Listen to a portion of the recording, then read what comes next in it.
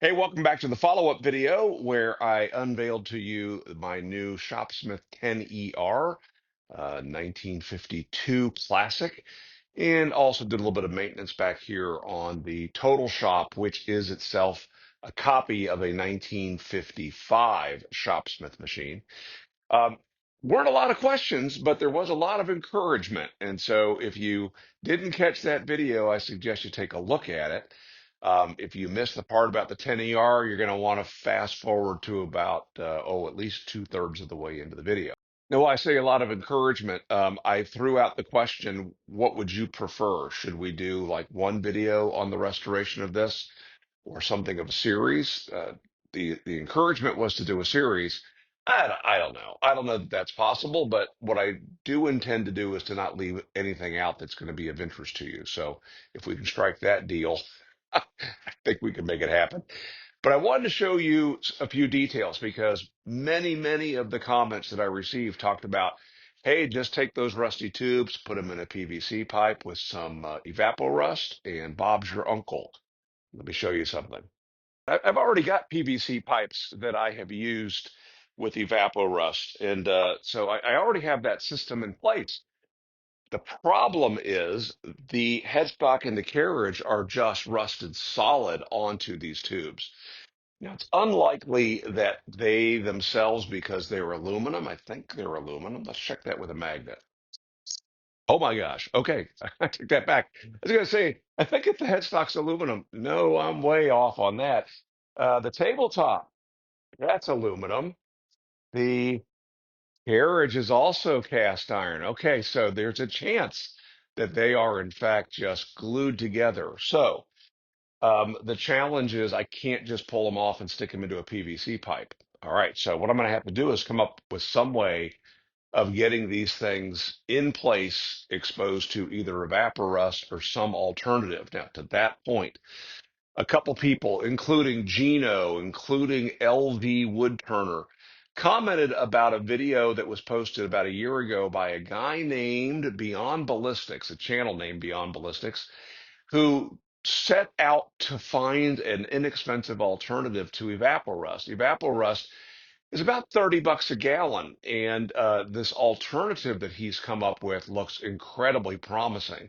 And considering I'm going to need many gallons if I'm going to completely immerse this thing in some kind of a vat full of that product, that's going to have to be the way I go about it. So I'm looking forward to that as much as maybe you are, because this whole puppy is going to have to go in. Now, the alternative to that is I could dip rags or paper towels in evaporust and wrap it around the way tubes and then wrap that in saran wrap. Now, I did find that effective with parts of the 12-inch planer.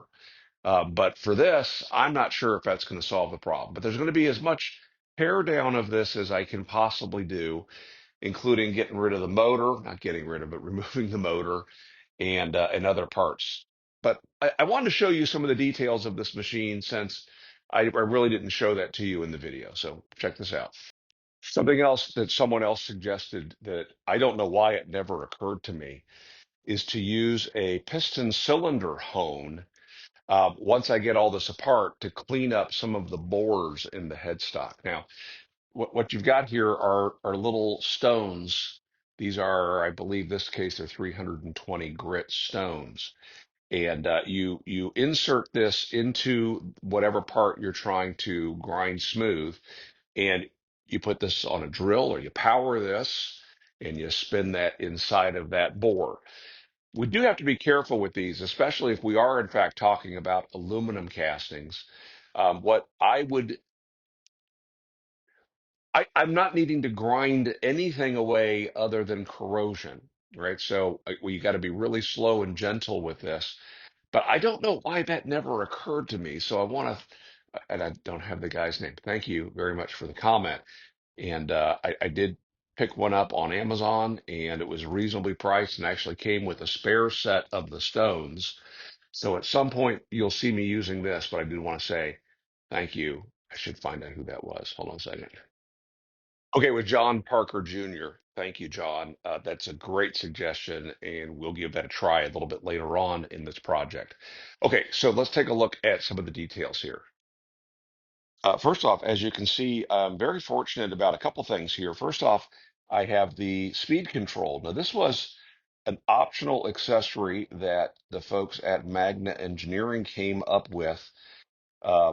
And really, this led the way that this Reeves drive works. This led a little bit to influence how the mechanical or conventional headstock on the Mark V is built. But on it, components like this are inside the headstock. Anyway, this is something that some of us have had to pay. You'll see these sometimes costing more than a used 10ER. And so if you have a 10ER and are looking for one of these, you might want to just find another 10ER that includes it. So you can see here, this says it's a Model E series, and then it has the R and the serial number. So ER is for experimental revised. There was a 10E. I'll get my hands on one of those one of these days as well. Magna Engineering was the name of the company that invented these tools. The company was not called Shopsmith until the 1970s. It was Magna Engineering starting in 1947. You can see it was started in San Francisco. Now, the gentleman who actually invented and patented this got two partners, two businessmen, brothers, to finance and get the company going. And those three gentlemen all worked together in the naval shipyards near San Francisco during World War II. And that is one of the reasons why the traditional color of the Shopsmith tools is battleship gray.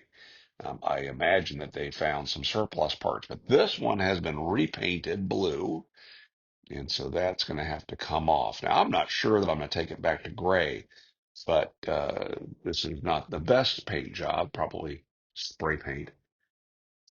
The motor, I am told, is shot. We'll have to take a look at that and find out whether that is true. But you can see that the headstock lock is moving. That's great. The carriage lock moves just fine. The table tilts. It looks to me like it's missing a washer underneath that nut right there. So that's just going to tear that up. So whether it was originally used with a washer or not, it's going to wind up with a washer. You can see here that it's got a little lever for indexing back to 90 and a few other common angles. And that lever's moving just fine. So that's good. The quill lock is loose, but the quill itself is lock solid. The arbor, saw arbor that's on there, who knows, maybe rusted in place. And the blade that's on there is pretty well bent. So that's going to have to go. There was never a lower saw guard made for this. And there's a gentleman I've mentioned before in the shopsmith community, Doug Smith, who has designed several 3D printed components that can be added to the 10ER. If you don't have this guard, you can buy one from him. If you want to add a lower guard to cover the belts, you can buy one that's 3D printed from him. He's even remade some of the parts that can break on this and has 3D printed those as well. So I've already got the lower saw guard ready to go, and I'm looking at what else Doug has designed to see what makes sense to add to this machine. Something else I noticed, I've made this observation before that the miter gauge on a shopsmith should never be used in the left-hand slot. And the reason for that is if you ever, whoops, sorry, if you ever tilt the table, you're going to run into the saw blade. And that has happened with this particular miter gauge. Now, is it never use it in the left-hand slot? No, I mean, you can use it there, but my advice is to get used to using it over here in the right-hand slot. And that way it won't feel alien to you. Here is the tailstock, and I mentioned that the tailstock on this also supports the extension table. And so when you want to get the extension table off, you just remove that. So this knob moves freely. and the tailstock slid off. So I was happy about that. There were a couple variations on the fence over the years. This one, you can see, has a clamp on both ends. And if we slide it off, one of the things that I looked for was how did it lock against the fence rail? At one point, screwing the knob, in fact, pushed on a pad instead of having the tip of that screw running into the fence rail on the tables. So this is not a generation with that pad. Um, a feature that is on all of the Mark V Model 500s. It does have a scale to tell you how high your blade is set. And it also has a 5/8 inch hole in the top that allows you, and a set screw on the back, that allows you to attach the hollow chisel mortising hold down, as well as a few other accessories. Some variations of that extension table were actually made of wood back in the early days. And so, again, happy to have one of the aluminum tables. And that definitely is indicative of the relatively newer age of this machine. Now, one thing that did surprise me is you often see a lot of damage right here on this casting, where if you tighten that lock, the knob there on the right, when this is in the drill press position, and then you forget that you've tightened it, when you go to push this machine back down, it can damage this. And there's a little bit of a scratch left behind there. But for the most part, the casting is in pretty good shape. I've seen those completely damaged on the Mark V that is made of aluminum, and so that's a bit easier to break. Here, if we zoom in on this total shop here, come on, zoom in, total shop. There we go. There's the same knob, and there's the casting, and you can see that that casting has a little bit of damage on it. Over there on my Mark V, you can see the same part, and the dimple above does not have damage. Uh, some people have commented on about how, hey, that knob doesn't fit dead center into that dimple. And that's right. That is by design. All right. So at some point in the history of the 10ER, they got the idea to add a crank to the carriage, and that crank would then push up on this little arm right here, and that would help to raise the table and lower the table. They don't all have that, and I was happy that this one did. You'll see that the table depth is locked in place with a knob here and a knob over there on the carriage. Again, they're both there and they're both turning easily. Now, something else that was an optional accessory were the leg parts. They sold this machine and you could build your own base for it, or you could buy the legs and then you would then add your own boards to make up the bench. Another optional accessory that I have here are the casters. So it's quite intact. I have one more thing that came with this machine. Now, if you're not familiar with this, you might be saying to yourself, Self, what is this? It looks kind of like part of a jigsaw, and you would be right. But actually, it's the whole jigsaw. Sure seems like there's a lot missing from this jigsaw. Yeah, that's how it seems. And I can't show you on this machine, but here's a picture of how this mounts. The belt cover is removed, and then the saw mounts on top. There's a hole here that allows you to bolt this on top of the headstock in place of that belt cover. And then underneath the business end over here is a coupler that couples on the end of the quill. You then slide your table over or slide it under your table, and the main table of your 10ER becomes the table that appears to be missing on this jigsaw. So many of these have been pitched by people over the years. I've talked to a number of people that thought that, well, hey, it came with a broken jigsaw and I tossed it. They assume that because there's no table on it that the thing is broken. No, no, no, no. I'm happy that over the years, Shopsmith went away from that idea and came out with a jigsaw that you see back here that allowed you to add it and remove it from the machine. And if you wanted to, you could put it on its own stand. Obviously, since this doesn't have a table and other parts are missing from it, you can't use this in that way. I'm happy to have it. So we're all different. We all like different things. I know that I personally take joy out of several different aspects of this hobby.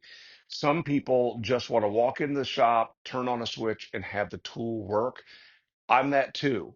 Some people like the hunt of finding the parts that are missing or damaged. I'm like that too. Some people just want to possess them and go out of their shop and wax them down and sit back and just look at them. I'm into that too.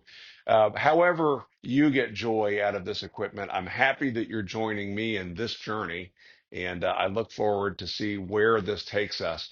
My goal is to make this thing totally functional, to be able to learn a bit more about it because I've never owned one of these that was in functional condition. And I know a lot of the skills are transferable from my Mark V, but not all. Hey, one more thing while you're here. I want to introduce you to or reintroduce you to a term that I picked up from another YouTube community, and that is a YABO. A Yabo is yet another box opening. And so I'm excited to say I got me a Yabo, I got me a Yabo, I got me a Yabo. Hey, hey, hey, hey. In a recent video, I was talking about the carbide scraper that I have and that tool rest that I bought that had the wrong tool posts. And a couple people reached out offering to help me with a new post that would fit that tool rest.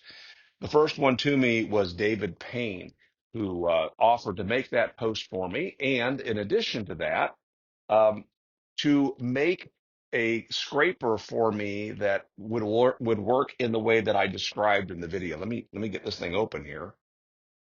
Did an excellent job packaging. Thank you, David. So this portion is the post for the tool rest. That's awesome. And this part is a scraper. I get to make the handle for it. That's going to hold a carbide cutter. Now, what's different about this is if I hold this thing flat, like it's going to rest on the tool rest, you can see it's going to hold the carbide scraper at a 45-degree angle. That is to do something that I mentioned in the video called shear scraping. I will take a carbide cutter or a round nose scraper, and for final passes, I will rotate the tool up onto its edge so that it's meeting the wood at an angle. And he offered to make me a tool that would do that with a carbide cutter. So that's awesome. Thank you so much, David. Um, Tools like this are available commercially. You can find them. I know that they sell them on Amazon, but this one was made for me, and that just makes it extra special. So again, thanks, David. Hey, I appreciate your questions, comments, and cheap shots, and make it a great day.